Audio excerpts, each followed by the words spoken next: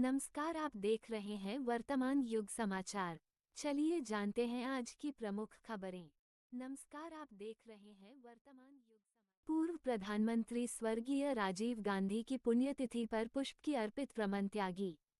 यमुनानगर। देश के पूर्व प्रधानमंत्री स्वर्गीय राजीव गांधी की पुण्यतिथि पर कांग्रेस के पूर्व अध्यक्ष व पूर्व प्रत्याशी रमन त्यागी के कार्यालय में उनकी प्रतिमा पर श्रद्धा सुमन अर्पित किए गए। इस दौरान पूर्व अध्यक्ष रमन त्यागी ने उन्हें पुष्प अर्पित किए। कांग्रेस नेता रमन त्यागी ने कहा कि पूर्व प्रधानमंत्री राजीव गांधी की 34वीं पुण्यतिथि पर श्रद्धांजलि अर्पित किए। उन्होंने कहा कि आज उनकी पुण्यतिथि पर मैं हमारे पूर्व प्रधानमंत्री श्री राजीव गांधी जी को अपनी श्रद्धांजलि अर्पित करता हूं। राजीव गांधी 1984 से 1989 तक बहुमत वाली सरकार का नेतृत्व करने वाले अंतिम कांग्रेसी प्रधानमंत्री थे। 40 साल की उम्र में वह भारत के सबसे युवा प्रधानमंत्री बने थे। राजीव गांधी का नजरिए बेहद आधुनिक था और वह भारत को भ्रष्टाचार मुक्त बनाने की चाह रखते थे। जनता उन्हें हमेशा ही याद रखेगी। उन्होंने कहा कि जब स्वर्गीय राजीव गांधी जी प्रधानमंत्री थे तो उन्होंने 18 साल की आयु तक वोट डालने का अधिकार युवाओं को दिया था। इसको लेकर भी उन्हें याद किया जाता है। पंचायती राज की शुरुआत भी उन्होंने की थी। आज जो हर गाँव में विकास हो रहा है यह उनकी देन है।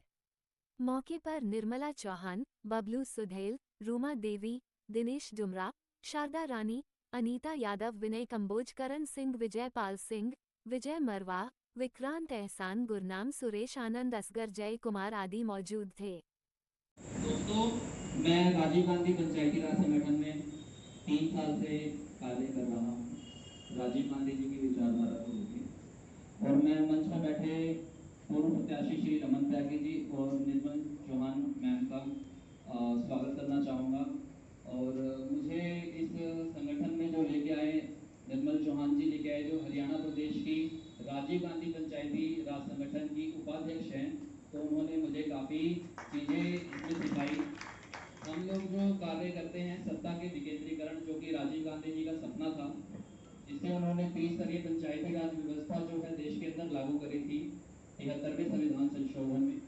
तो वो जो चीज़ें हैं पूरे हरियाणा प्रदेश में हर पंचायत में जाते हैं और उन चीज़ों को बताते हैं। और देश के अंदर सर्वोदय और स्वराज जो दो ये शब्द हैं बहुत छोटे शब्द लगते हैं, लेकिन इन शब्दों के मायने लोगों को शांति।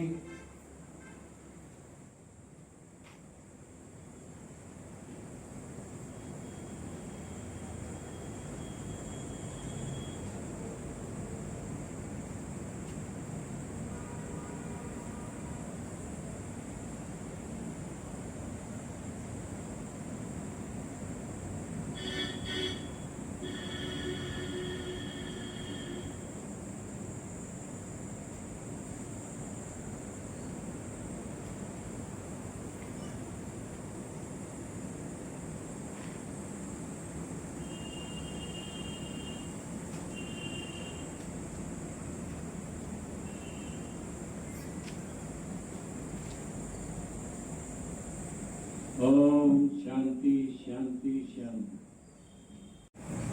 तो बहुत सी यादें जुड़ी हुई हैं, लेकिन रह रह के राजीव जी की याद आती है कि काश वो लोग जिंदा होते तो इस देश की तस्वीर ही कुछ और होता। आज ये धर्म की लड़ाई में ना फंसा होता देश। आज जो ये धर्म और हिंदू मुस्लिम की जो लड़ाइयाँ चल रही हैं इसमें ना फंसा होता, कुछ और ही होता। आज असली में ये दुनिया की एक ताकत होता। अब तो झूठ में मोदी जी मोदी के नारे लगवाते हैं। कहाँ चले गए वो लोग इनके? कहाँ चले गए वो देश जहाँ ये इतनी यात्राएं करते थे? हर चौथे दिन कहाँ जा रहे हैं? आज अमेरिका जा रहे हैं, आज सऊदी अरब जा रहे हैं, आज जर्मनी जा रहे हैं। कोई छोड़ा कोई कंट्री इस दुनिया का मोदी जी ने। लेकिन जब हमें जरूरत पड़ी एक भी आगे नहीं आया, क्योंकि नीतियां गलत थी। तो आप सभी ने बात सुनी, आप सभी का बहुत बहुत धन्यवाद, दिल की गहराइयों से शुक्रिया। छोड़ रहे हैं, क्या देख रहे हैं अपना भविष्य?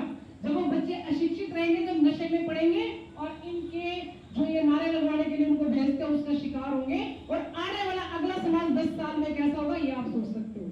जो साधन संपन्न तभी अपने बच्चों को विदेश भेज रहे हैं, खाली हो गया है हमारे पंजाब की तरह, क्योंकि नहीं मान रहे हैं वो कि देश उनके बच्चों के रहने लायक है। शिक्षा का स्तर लगातार गिर रहा है, जिससे हमारे समाज में गिरावट होगी। ये इस सरकार का काम है। और राजीव गांधी का सपना, जवाहर नवोदय विद्यालय में पढ़े बच्चों को देखिए आप, आपके जिले में भी एक स्कूल उसका है वो था। दूसरा मैं बताऊंगी, विस्तार से सबने बता दिया, महिलाओं के लिए पंचायती राज ग्राम समाज का सपना महात्मा गांधी जी का था, जिसको राजीव गांधी जी ने साकार किया।